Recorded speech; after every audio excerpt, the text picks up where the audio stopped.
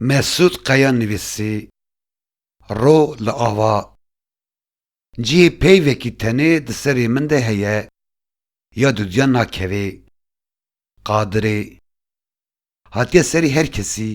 piştî wexteke dirêj mere diçe cihekî mîsal qeraxa çemekî serê zinarekî rêyekî bajarekî gundekî welatekî yê li pî mere an mere bi xwe dibêje ka ew ava berê kê bîra xwe dibir wê rojekî ev cem ziwa bibe ka xumexum ka bilqîna masiyan pelên darên bîhan bêhna gul sosinan wax û wax filan ez dixwazim yekser tiştekî bibêjim navê vê pirsê çi ye helbet qesta min ji pirsbûnê wê de tir rewş e ev pirs wekî gelek pirsan nikare bi tena serê xwe bijî pirsên bi vî rengî axlebe encama rewşekê ne naxwe navê vê rewşê çi ye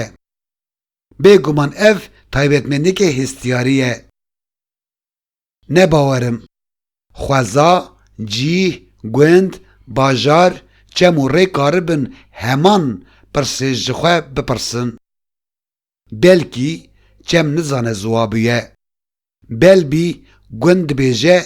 qey ez hîna gundê berê me bajar belbî xwe hîna wekî bajarekî nabîne belbî rê nizane ber bi ku de diçe belbî yanî pirseke din em bi wa pirsên li jor re dixwazin çi bibêjin ka ew çemê berê di her pirsên bi rengî de ji xemê wê de tir ez bêxemiyekî dibînim çima ka em xwe li kêliyekî têxin şûna xwediyê pirsê û cardin bifikirin fermo berê anha wexteke dûr ez carekî an çend caran hatime ber vî çemî li vî gundê jiya me li wî bajarê westiya me û bi saya wê rê di ser çiyan re qulipî me ez guherî me dunya guheriye lê hêmaya çem gund bajar û rê neguheriye min di hişê xwe de dunya hepis kiriye baş an xerab dunya meşya ye lê ez di cihê xwe de mame tişta dîsa min bi ser hişê xwe de tîne guherîna dunyayê ye lê ez yanî xwediyê mafê pirsa di derheqê dunyayê de di xwe de dibîne wekî her tiştî di xema min de be hîna vê dipirsim ka ew çemê berê ev pirs bi heman awayî ji min re wiha dibêje dunya hîna deyindarê min e min ew çawa di hişê xwe de hebs kiriye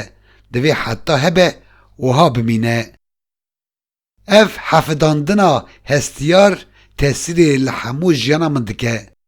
mîsal ji jinekî an mêrekî hez dikim baş xerab di navbera me de têkîlekî rûdinê serê ewil em pir ji hevdû hez dikin ev hezkirin xerabiyekî bi me dike em hevdû bi vî hezkirinê re îdealîze dikin jin an mêrê di hişê min de û yê li hemberê min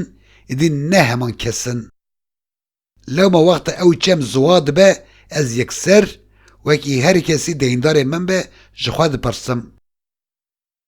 ka ew xuma berê çû bavê min tu negîhayî çimkî tu ne li wir bû ne xema te bû wexta jiyê li pî xwe re dibêjim navê vê pirsê çi ye ro hîna danegeriya ye pişta çiyan wexta yê li pî min dibêje mirin e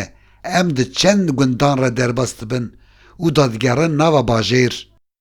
rol ava ye lewma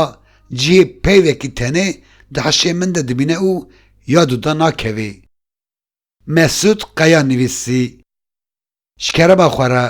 kanala Diyarname a YouTube'e bişopînin biecibînin destê xwe li zengila hişyarî bidin û bibin abone bibînin di nava xêr û xweşiyê de dem baş.